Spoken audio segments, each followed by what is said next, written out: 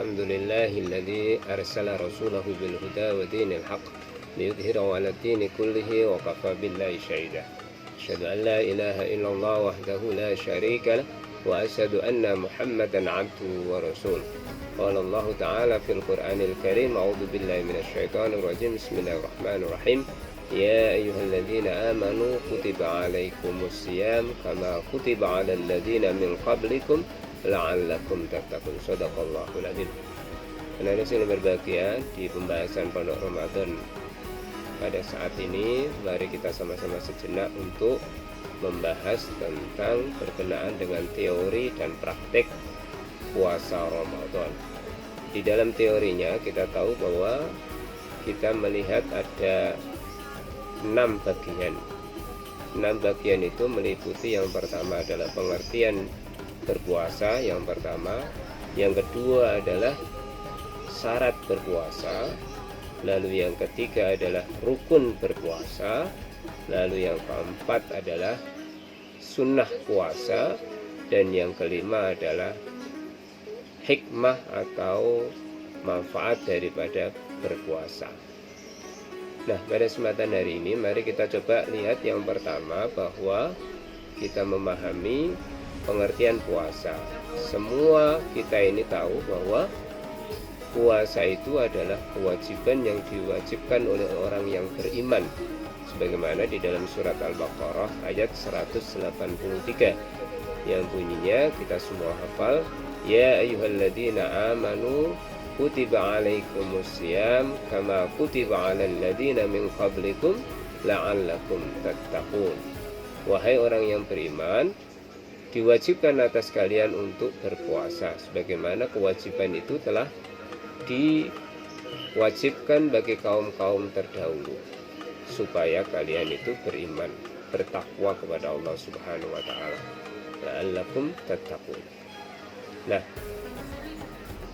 maka ketika kita sudah berpuasa, yang harus kita pahami adalah kita menahan dari segala macam yang dilarang di dalam berpuasa. Mulainya kita berpuasa adalah sejak kita diterbitnya matahari sampai tenggelamnya matahari, yaitu waktu subuh, dan berbukanya di waktu maghrib. Nah, yang berbahagia, kemudian syarat berpuasa kita juga paham bahwa ketika syarat berpuasa itu ada 2 hal. Yang pertama adalah Islam, lalu yang kedua adalah kita suci dari haid. Ketika kita sudah Islam, maka kita sudah yakin bahwa kita harus melaksanakan kewajiban untuk berpuasa. Ketika kita haid, maka kita tidak melaksanakan untuk menjalankan ibadah puasa, tetapi bisa diganti di lain hal. Kemudian yang ketiga, kita juga memahami bahwa ketika berpuasa itu memiliki syarat puasa Ramadan, maka yang wajib harus kita pahami, ketika berpuasa haruslah kita memiliki iktilam, atau kita ketika berpuasa tidak boleh kita mengeluarkan air mani atau bermimpi yang membuat kita ya tidak bisa melaksanakan ibadah puasa. Lalu selanjutnya adalah bahwa rukun daripada puasa itu dimulai dari yang pertama adalah niat, bahwa ketika kita berpuasa harus dimulai dengan niat. Innamal a'malu binniyat wa innama likulli imri'in ma nawa. Lalu yang kedua adalah menahan diri dari kegiatan makan dan minum, bersetubuh, maupun hal-hal yang lain yang dapat membatalkan puasa. Nah, itu yang harus kita pahami. Kemudian daripada itu, hal-hal yang bisa membatalkan ibadah puasa adalah, atau kita bisa berpuasa, kita tidak berpuasa tapi kita melihat yang lain. Yang pertama adalah dalam perjalanan jauh. Yang kedua adalah orang tua yang berusia lanjut. Lalu yang ketiga dalam keadaan sakit. Dan yang keempat adalah wanita yang menyusui dan hamil. Nah, yang keempat kita juga paham bahwa sunnah-sunnah dalam menjalankan puasa. Yang pertama, kalau kita berpuasa, kita harus melaksanakan sunnah. Yang pertama adalah sahur. Lalu yang kedua adalah berbuka puasa. Nah, kemudian kita juga harus berhati-hati ketika menjaga lisan kita, karena lisan kita ini bisa membuat kita, menjadikan kita banyak pahala, tapi juga bisa menjadikan kita sedikit pahala di dalam berpuasa. Kemudian selanjutnya adalah kita melaksanakan sholat taraweh. Yang mulai yang keempat, kita beriktikaf di dalam ibadah puasa. Hal-hal yang membolehkan dan yang dilarang selama berpuasa harus kita pahami. Yang diperbolehkan dilakukan adalah menyiram air ke atas kepala. Tetapi dalam hal ini dihindari kalau memang tidak perlu. Dalam hal ini, ketika kita berpuasa, maka kita harus tahu bahwa kenapa kita mandi di siang hari. Lalu kembalilah pada pribadi masing-masing.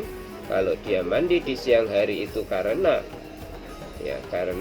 adalah satu hal yang penting, maka diperbolehkan. Tapi kalau tidak sesuatu yang penting, maka dihindari. Itu lebih baik selama berpuasa.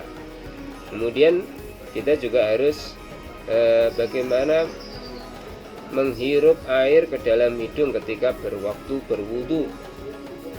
Nah, ini juga hal-hal yang dibolehkan, tetapi kalau bisa dihindari. Kemudian yang membatalkan puasa, kita juga tahu makan dan minum secara sengaja. Yang kedua, muntah secara sengaja. Kemudian kita terbesit niat untuk berbuka puasa di siang hari. Lalu yang keempat adalah kita bersetubuh. Dan yang terakhir, yang keenam adalah ketika kita haid. Nah, ini sebagai teori daripada sebuah berpuasa. Lalu yang kita juga harus paham bahwa praktek di dalam berpuasa ini kita akan diuji oleh Allah. Yang pertama adalah diuji oleh Allah dengan kesabaran kita. Ketika kita berpuasa, maka kita wajib untuk bersabar. Lalu yang kedua adalah prakteknya kita harus tahu bahwa kita ini membentuk akhlak karimah, akhlak yang mulia. Dan yang ketiga adalah kita mengembangkan nilai-nilai sosial. Dengan kita berpuasa, kita tahu rasanya bagaimana kita memiliki barang yang banyak atau harta yang banyak, tetapi kita tidak boleh sewenang-wenang untuk menjalankan harta itu atau memakai harta itu, karena itu adalah juga bisa menjadi milik orang lain. Lalu yang ketiga adalah mengembangkan nilai-nilai sosial, bahwa kita ini adalah bersaudara. Bagaimana persaudaraan itu kuat? Kalau kita berpuasa, insya Allah akan menjadi lebih kuat lagi. Lalu yang keempat adalah kita mempengaruhi kondisi fisik. Dengan berpuasa, sumu tasihu, maka berpuasalah kalian akan sehat. Lalu yang kelima, menumbuhkan rasa syukur. Ketika kita puasa, kita bersyukur kepada Allah bahwa segala apa yang telah diwajibkan oleh Allah kepada kita pasti ada hikmahnya. Lalu yang keenam, meningkatkan ketakwaan pada diri seorang. Dan yang ketujuh adalah membersihkan diri dari dosa-dosa yang selama ini kita lakukan. Dan yang kedelapan, membiasakan diri untuk menerapkan hidup sehat. Inilah praktek dalam kehidupan ketika kita sudah berpuasa. Mudah-mudahan bermanfaat. Silakan untuk menyimpulkan dan ditulis, kemudian nanti akan kita koreksi. Terima kasih. Akhiru minni nasrun minallahi fathun qarib fastabiqul khairat min wal qalam yasturun. Assalamualaikum warahmatullahi wabarakatuh.